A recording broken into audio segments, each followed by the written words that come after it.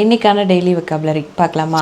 First one, எனக்கு வலியே தெரியல. இப்போ ஏதாவது நமக்கு அடிபட்டிருக்கோ இல்லை ஏதாவது பெயினாக இருக்குது அப்படின்னா, ஸோ அது எனக்கு வலி தெரியலை அப்படின்னு சொல்லுவோம். ஸோ அதை எப்படி சொல்லலாம்?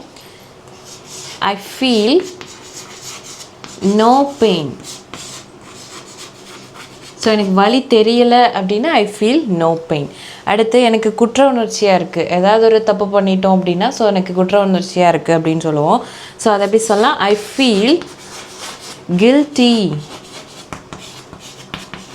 I feel guilty.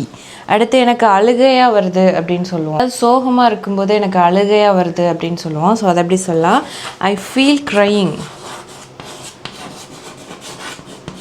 I feel crying.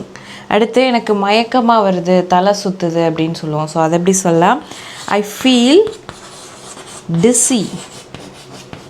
டிஸினா மயக்கமாக வருது, தலை சுற்றுது அப்படின்னு அர்த்தம். So I feel dizzy.